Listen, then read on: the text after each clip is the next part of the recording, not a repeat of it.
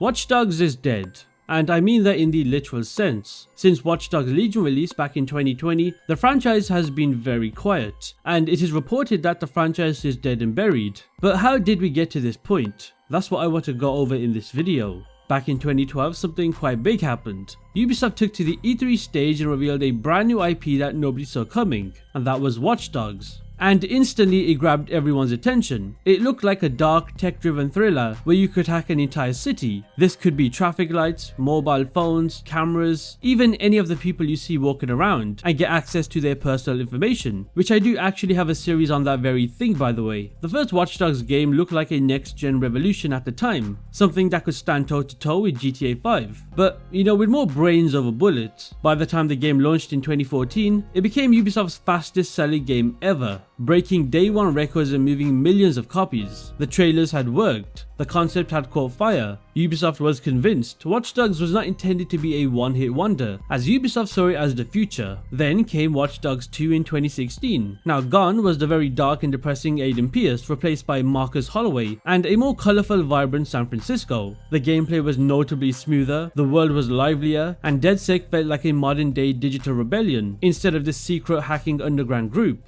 By all accounts, Watch Dogs 2 was the most polished game in the trilogy, and many people who played it often loved it. In fact, it's my favourite entry in the franchise. But here's the thing with Watch Dogs 2 that not many people realize. Most people did not in fact play Watch Dogs 2. The shadow of Watch Dogs 1's broken promises loomed large. Watch Dogs 2 underperformed at launch, and it took years just to match a fraction of the original sales. Now, no way was this game a failure creatively, but instead commercially. Ubisoft saw it as a red flag. Of course, fast forward to 2020 and Watch Dogs 2 has sold over 10 million copies. And speaking of 2020, a new Watch Dogs game was released during that time, and this one was Watch Dogs Legion, a very, let's just say, ambitious experiment where the entire gameplay loop was to play as anybody. No main protagonist, just a city full of potential characters to choose from. But with no strong character lead and a very weak supporting cast of side characters, the game struggled to find soul. The systems were clever, but the story was flat. And once again, the game under-delivered on the promise. Fast forward to now in 2025, and Watch Dogs has quietly faded away from the spotlight. There is no new game in sight. There's been no announcement at all. The social media pages are silent, and there is barely any conversation in the Watch Dogs community. There is also no strong fan base for this franchise anymore. So how did we get here? How did one of Ubisoft's boldest ideas end up dying just after one damaging misstep?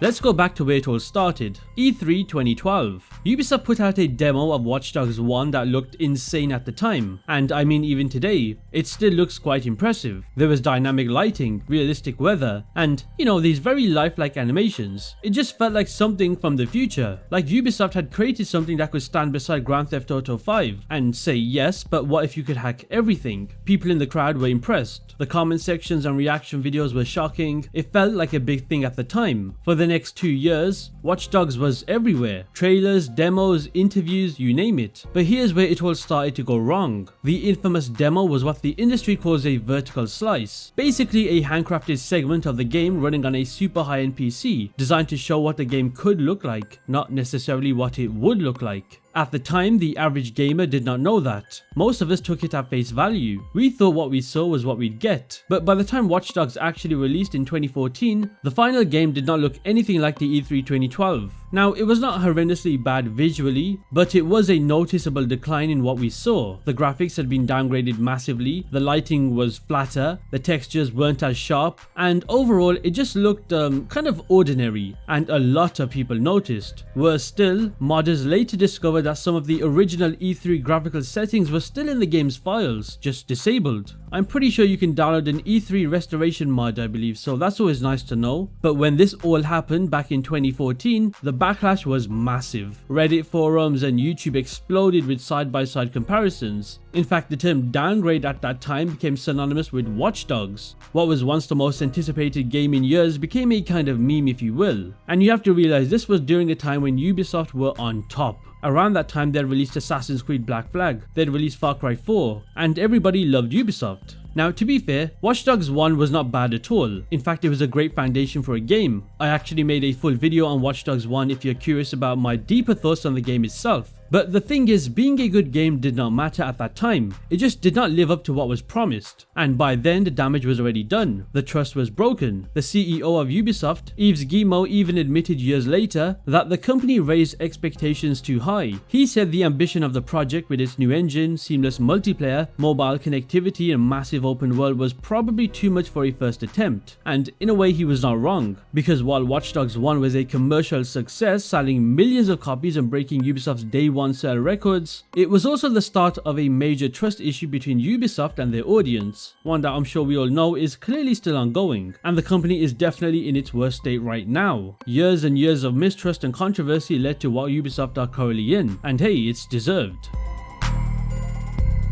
Say what you want about the original Watch Dogs as a game, but there is one thing that stuck in everybody's minds at that time, and that was Aiden Pearce. He was or is the face of the franchise, a vigilante hacker wearing a trench coat and just a full-on traumatic character, walking the line between a hero and a menace. And whether you loved him or could not stand him, there is no denying that he defined what people thought Watch Dogs was. A man driven by the loss of his niece and willing to do whatever it took to get revenge. He was cold, paranoid and constantly watching everyone around him, and in that sense, he fit the world perfectly. Aiden's character was not meant to come across as likable, but instead believable. He felt like somebody who had lived through hell and came out more machine than man. Now, was his personality overly depressing at times? Sure, but that was the point. This was not a character that I like to think was meant to crack jokes or lead a team, similar to Watch Dogs 2 and DedSec. He was a lone wolf, and with the themes of the first game being about surveillance, a darker Chicago, and just corruption, I like to say his personality made a lot of sense. The problem is, not everybody was ready for that kind of character at the time. Aiden Pearce was often criticized as bland or one-dimensional, but that's always been up for debate, because while he did not talk much, the game world did a lot of the storytelling for him. Through audio logs, CCTV footage and phone hacks, we learned who Aiden Pearce really was and what drove him. Ubisoft clearly took note of his lasting appeal too. Years later, they brought him back in Watch Dogs Legion with the Bloodline DLC, and honestly that expansion reminded me just how great he really was.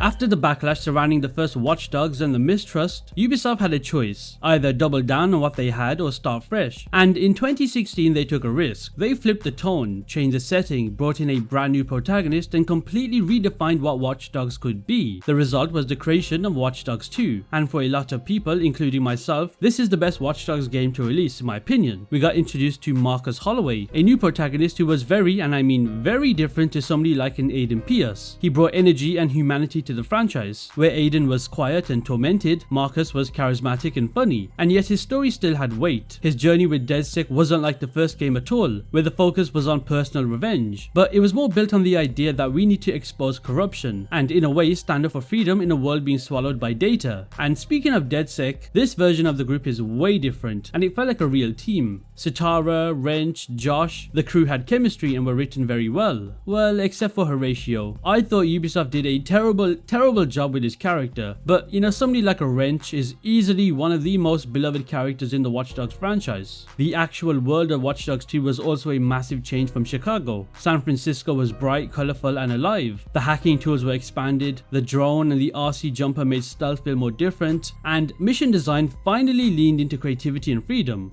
Funnily enough, even though critics praised the game and people who actually gave it a shot loved it, it did not take off the way Ubisoft hoped. Why? Well, the answer is simple. Watch Dogs 1 burned people. The overpromising, the graphical downgrade, the mistrust, it all left a bad taste. So when the sequel dropped, most people just did not trust the franchise anymore. A lot of people were not coming back for the second game. So even though the first game sold incredibly well, and even though the series looked like a success on paper, underneath the foundation was shaky. The hype for Watch Dogs was built on a fantasy, and when reality kicked in, the fallout would impact the franchise for years to come. And that is the tragedy, because to me, Watch Dogs 2 was a fantastic game, easily one of Ubisoft's most polished open world games, but by the time people figured that out, the momentum was gone. It took years for it to reach over 10 million copies sold, and Ubisoft, being Ubisoft, did not look at the quality of the game, because in true fashion they looked at numbers, and to them the slow start was a warning sign. So even though Watch Dogs 2 was a fantastic game, it never got the recognition it deserved, not because it failed, far from it, but because the franchise's reputation was already hanging by a thread. After 2 games with some pretty cool protagonists and clear identities, Ubisoft decided to take Watch Dogs in a new direction. Enter Watch Dogs Legion. This game was released in 2020 and was marketed as the most ambitious game yet. The big selling point was that you could play as anybody. Literally any NPC that you saw walking around London could be recruited into DedSec and become your playable character. A construction worker, a spy, a grandma in a mobility scooter, if they existed in the game as NPCs, you could make them a part of your team.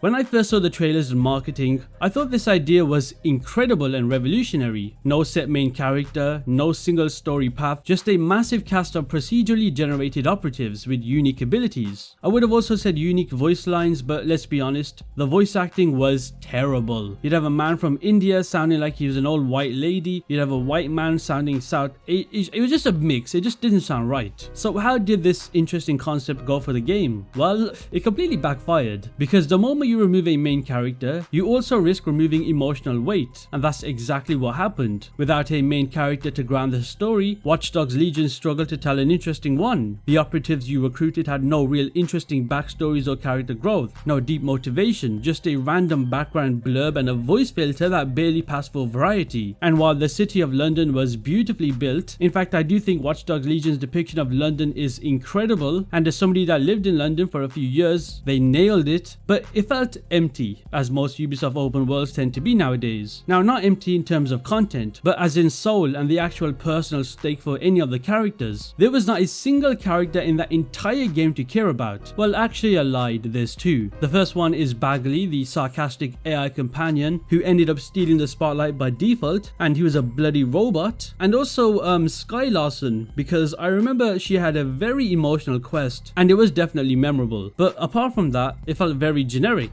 Critically, Watch Dogs Legion received mixed to average reviews. Most outlets praised the idea but criticized the execution as expected. It holds a score in the low 70s on Metacritic compared to Watch Dogs 2's solid 82. The common sentiment was the same: great concept, lacking soul. And in terms of sales for Watch Dogs Legion, well, Ubisoft never really released official numbers. In fact, I could be mistaken on this part, but I'm pretty sure this was the moment Ubisoft stopped saying copies sold and focused on saying players gained or X amount of players. It's a bit sly of them, don't you think? But while they did not say any numbers for Legion, there are insiders and analysts that suggest Legion underperformed. While it saw a decent launch, boosted by being a cross-gen title for the PlayStation 5 and Xbox Series X, momentum very quickly died. By early 2021, Ubisoft had already started shifting focus away from Legion, cutting off planned multiplayer expansions and future content updates. Now, funnily enough, not long after launch, they released Bloodline, a DLC expansion that brought back Aiden Pearce and Wrench, giving fans of the franchise a more traditional character-driven story. And would you look at that, surprise surprise, it was way better received than the main game. But by then the damage was already done. Watch Dogs Legion did not flop completely, but it definitely did underperform. It failed to give Ubisoft the kind of momentum they were clearly hoping for, and with little post-launch hype, the game quickly faded from conversations. And for the first time since 2014, Watch Dogs went silent. And the truth is, Legion did not kill the series by being awful. It killed it by being so incredibly forgettable. It had ambition, no doubt, but ambition does not mean so much without heart. And in trying to let you play as anybody, Watch Dogs Legion ended up with a bunch of characters that felt like nobody. Since Legion, the franchise has gone completely silent. No sequel in development, no hint of what's coming next, just a once promising franchise that seems to have quietly exited the stage.